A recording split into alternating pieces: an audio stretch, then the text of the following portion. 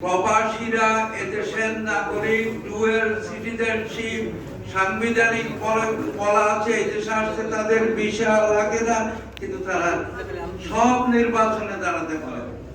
যেই দেশে পার্লামেন্টের এমপিদের কথা বলার অধিকার নেই, সেই দেশের জনগণের কথা বলার অধিকার থাকবে কিভাবে? সে তার বাজেটের বিরুদ্ধে ভোট দিতে পারবে না, সরকারের বিরুদ্ধে অবস্থা ভোট দিতে পারবে না, তাহলে তার স্বাধীনতা কোথায়? অথচ ইমিগ্রেন্ট হয়ে আমেরিকা, ইউরোপে তারা এমপি, রাশিয়াতে এমপি আছে, সুইডেনে আছে, সুইজারল্যান্ডে আছে এই বাঙালি এমপি। আমি সাংবাদিক বন্ধুদের কাছে আবেদন রাখবো, আপনারা প্লেটে লেখেন, রাজনৈতিক দল তাদের কাছে আবেদন রাখবো, প্রবাসীরা এদেশের নাগরিক, ডুয়েল সিটিজেনশিপ, সাংবিধানিক বলা আছে এদেশে আসতে তাদের ভিসা লাগে না, কিন্তু তারা সব নির্বাচনে দাঁড়াতে পারে, শুধু পার্লামেন্ট ইলেকশনে দাঁড়াতে পারেন না। কিন্তু আবার সাথে সাথে আমরা দেখি 20-30 জন এমপি সব সময় পার্লামেন্টে থাকেন প্রবাসী, পরিচয় গোপন করে, এবং মন্ত্রীও হন, মেয়রও হয়ে যান। তাই এই আইনটা রাখার দরকার কি? আমি এই আইনটা বাতিল এবং পরিবর্তন করার জন্য বলবো। বদরুল রশিদ ফিরোজ সংবিধানের বিভিন্ন সমস্যা নিয়ে বলেছেন, এই সংবিধানে মৌলিক অধিকার নাই।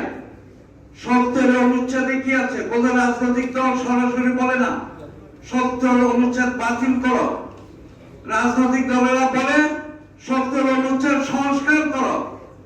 যেই দেশে পার্লামেন্টের এমপিদের কথা বলার অধিকার নেই, সেই দেশের জনগণের কথা বলার অধিকার থাকবে কিভাবে? সে তার বাজেটের বিরুদ্ধে ভোট দিতে পারবে না, সরকারের বিরুদ্ধে অবস্থা ভোট দিতে পারবে না, তাহলে তার স্বাধীনতা কোথায়? সেই কথা আমরা রাজনৈতিক দলের সাহসের সাথে বলতে পারি না। সংস্কার করতে বলা হয় 31 দফার মধ্যে, আমিও সেটাকে অন করি। সাথে সাথে যেহেতু এটা অন্য ফোরাম, আমি সেখানে এটা রেজ করার জন্য বলতে চাই, 70 অনুচ্ছেদ বাতিল করা হোক। পৃথিবীর কোন দেশের 70 অনুচ্ছেদ নাই। আমি পার্লামেন্ট সদস্য হয়ে যদি আমি বাজেটের বিরুদ্ধে বলতে না পারি, বাজেট একটা অন্যায় ভাবে ট্যাক্স দেওয়া হলো, আমি এমপি বলতে পারবো না। হ্যাঁ বলতে পারবো, ভোট দিতে পারবো না। তার মানে কি? আমার প্রধানমন্ত্রী যদি অন্যায় করে, ওই যে ব্রিটেনে গত বছর 1 বছরে 3 জন প্রধানমন্ত্রী হয়েছে, কোনো তো সমস্যা হয়নি। ওই দল যদি সংখ্যাগরিষ্ঠতা থাকে, তাহলে ব্যক্তির পরিবর্তন, নেতার পরিবর্তন হচ্ছে, ওই দল থেকে তো আরেকজন প্রধানমন্ত্রী হচ্ছে। তা আমাকে একজন যুক্তি দিলেন, এমপিরা কেনা বেচা হবে। তো যে এমপিরা কেনা বেচা হয়, সে এমপি পার্লামেন্টে থাকার দরকার কি? এই জন্য নাকি বলে রক্ষা কবচ 70 অনুচ্ছেদ।